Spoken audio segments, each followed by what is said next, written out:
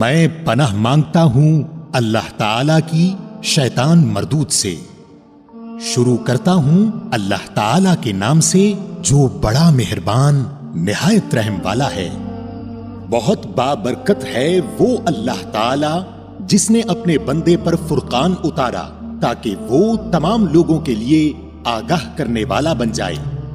اسی اللہ کی سلطنت ہے آسمانوں اور زمین کی، اور وہ کوئی اولاد نہیں رکھتا، نہ اس کی سلطنت میں کوئی اس کا ساجی ہے، اور ہر چیز کو اس نے پیدا کر کے ایک مناسب اندازہ ٹھہرا دیا ہے۔ اور ان لوگوں نے اللہ کے سوا جنہیں اپنے معبود ٹھہرا رکھے ہیں وہ کسی چیز کو پیدا نہیں کر سکتے، بلکہ وہ خود پیدا کیے جاتے ہیں۔ وہ تو اپنی جان کے نقصان اور نفع کا بھی اختیار نہیں رکھتے، اور نہ موت و حیات کے اور نہ دوبارہ جی اٹھنے کے وہ مالک ہیں۔ اور کافروں نے کہا یہ تو بس خود اسی کا گھڑا گھڑایا جھوٹ ہے جس پر اور لوگوں نے بھی اس کی مدد کی ہے۔ دراصل یہ کافر بڑے ہی ظلم اور سرتا سر جھوٹ کے مرتکب ہوئے ہیں۔ اور یہ بھی کہا کہ یہ تو اگلوں کے افسانے ہیں جو اس نے لکھا رکھے ہیں، بس وہی صبح و شام اس کے سامنے پڑے جاتے ہیں۔ کہہ دیجئے کہ اسے تو اس اللہ نے اتارا ہے جو آسمانوں اور زمین کی تمام پوشیدہ باتوں کو جانتا ہے، بے شک وہ بڑا ہی بخشنے والا مہربان ہے۔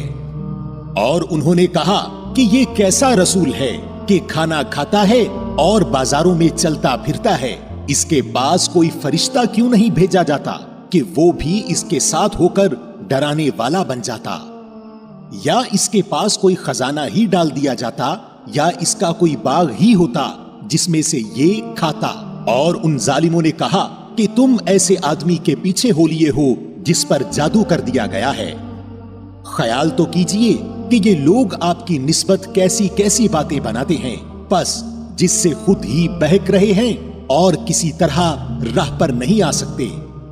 اللہ تعالیٰ تو ایسا بابرکت ہے کہ اگر چاہے تو آپ کو بہت سے ایسے باغات عنایت فرما دے جو ان کے کہے ہوئے باغ سے بہت ہی بہتر ہوں، جن کے نیچے نہریں لہریں لے رہی ہوں، اور آپ کو بہت سے پختہ محل بھی دے دے۔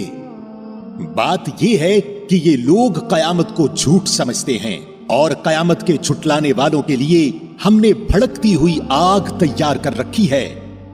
جب وہ انہیں دور سے دیکھے گی تو یہ اس کا غصے سے بپھرنا اور دھاڑنا سنیں گے، اور جب یہ جہنم کی کسی تنگ جگہ میں مشکیں کس کر پھینک دیے جائیں گے تو وہاں اپنے لیے موت ہی موت پکاریں گے۔ ان سے کہا جائے گا آج ایک ہی موت کو نہ پکارو بلکہ بہت سی اموات کو پکارو۔ آپ کہہ دیجئے کہ کیا یہ بہتر ہے یا وہ ہمیشگی والی جنت جس کا وعدہ پرہیزگاروں سے کیا گیا ہے، جو ان کا بدلہ ہے اور ان کے لوٹنے کی اصلی جگہ ہے۔ وہ جو چاہیں گے ان کے لیے وہاں موجود ہوگا، ہمیشہ رہنے والی۔ یہ تو آپ کے رب کے ذمے وعدہ ہے جو قابل طلب ہے۔ اور جس دن اللہ تعالی انہیں اور سوائے اللہ کے جنہیں یہ پوچھتے رہے انہیں جمع کر کے پوچھے گا کہ کیا میرے ان بندوں کو تم نے گمراہ کیا یا یہ خود ہی راہ سے گم ہو گئے؟ وہ جواب دیں گے کہ تو پاک ذات ہے، خود ہمیں ہی یہ زیبا نہ تھا کہ تیرے سوا اوروں کو اپنا کارساز بناتے۔ بات یہ ہے کہ تو نے انہیں اور ان کے باپ دادوں کو آسودگیاں عطا فرمائیں، یہاں تک کہ وہ نصیحت بھلا بیٹھے۔ یہ لوگ تھے ہی ہلاک ہونے والے۔ تو انہوں نے تو تمہیں تمہاری تمام باتوں میں جھٹلایا، اب نہ تو تم میں عذابوں کے پھیرنے کی طاقت ہے نہ مدد کرنے کی۔ تم میں سے جس نے ظلم کیا ہے ہم اسے بڑا عذاب چکھائیں گے۔ اور ہم نے آپ سے پہلے جتنے رسول بھیجے سب کے سب کھانا بھی کھاتے تھے اور بازاروں میں بھی چلتے پھرتے تھے، اور ہم نے تم میں سے ہر ایک کو دوسرے کی آزمائش کا ذریعہ بنا دیا۔ کیا تم صبر کرو گے؟ اور تیرا رب سب کچھ دیکھنے والا ہے۔ اور جنہیں ہماری ملاقات کی توقع نہیں انہوں نے کہا کہ ہم پر فرشتے کیوں نہیں اتارے جاتے، یا ہم اپنی آنکھوں سے اپنے رب کو دیکھ لیتے۔ ان لوگوں نے اپنے آپ کو ہی بہت بڑا سمجھ رکھا ہے اور سخت سرکشی کر لی ہے۔ जिस दिन ये फरिश्तों को देख लेंगे उस दिन इन गुनाहगारों को कोई खुशी ना होगी और कहेंगे ये महरूम ही महरूम किए गए। और उन्होंने जो जो आमाल किए थे हमने उनकी तरफ बढ़कर उन्हें परागंदा जर्रों की तरह कर दिया। अलबत्ता उस दिन जन्नतियों का ठिकाना बेहतर होगा और ख्वाबगाह भी उम्दा होगी। और जिस दिन आसमान बादल समेत फट जाएगा और फरिश्ते लगातार उतारे जाएंगे, उस दिन सही तौर पर मुल्क सिर्फ रहमान का ही होगा और ये दिन काफिरों पर बड़ा भारी होगा। और उस दिन जालिम शख्स अपने हाथों को चबा चबा कर कहेगा, हाय काश कि मैंने रसूल सल्लल्लाहु अलैहि वसल्लम की राह इख्तियार की होती। हाय अफसोस, काश कि मैंने फुलां को दोस्त न बनाया होता। उसने तो मुझे उसके बाद गुमराह कर दिया कि नसीहत मेरे पास आ पहुंची थी और शैतान तो इंसान को वक्त पर दगा देने वाला है। और रसूल कहेगा कि ऐ मेरे परवरदिगार, बेशक मेरी उम्मत ने इस कुरान को छोड़ रखा था। और इसी तरह हमने हर नबी के दुश्मन बाज गुनाहगारों को बना दिया है और तेरा रब ही हिदायत करने वाला और मदद करने वाला काफी है। और काफिरों ने कहा कि इस पर कुरान सारा का सारा एक साथ ही क्यों ना उतारा गया। इसी तरह हमने थोड़ा थोड़ा करके उतारा ताकि इससे हम आपका दिल कवी रखें, और हमने इसे ठहर ठहर कर ही पढ़ सुनाया है। और ये आपके पास जो कोई मिसाल लाएंगे हम उसका सच्चा जवाब और उम्दा तौजी आपको बता देंगे। जो लोग अपने मुंह के बल जहन्नम की तरफ जमा किए जाएंगे वही बदतर मकान वाले और गुमराहतर रास्ते वाले हैं। और बिलाशुबा हमने मूसा अलैहिस्सलाम को किताब दी और उनके हमराह उनके भाई हारून अलैहिस्सलाम को उनका वजीर बना दिया और कह दिया कि तुम दोनों उन लोगों की तरफ जाओ जो हमारी आयतों को झुटला रहे हैं। फिर हमने उन्हें बिल्कुल ही पामाल कर दिया। और कौमे नूह अलैहिस्सलाम ने भी जब रसूलों को झूठा कहा तो हमने उन्हें गर्क कर दिया और लोगों के लिए उन्हें निशाने इबरत बना दिया। और हमने जालिमों के लिए दर्दनाक अजाब मुहैया कर रखा है। और आदियों और समूदियों और कुएं वालों को और उनके दरमियान की बहुत सी उम्मतों को हलाक कर दिया। और हमने उनके सामने मिसालें बयान की, फिर हर एक को बिल्कुल ही तबाह बर्बाद कर दिया। और ये लोग उस बस्ती के पास से भी आते जाते हैं जिन पर बुरी तरह की बारिश बरसाई गई। क्या ये फिर भी उसे देखते नहीं? हकीकत ये है कि उन्हें मरकर जी उठने की उम्मीद ही नहीं। और तुम्हें जब कभी देखते हैं तो तुमसे मस्खरापन करने लगते हैं कि क्या यही वो शख्स हैं जिन्हें अल्लाह ताला ने रसूल बनाकर भेजा है।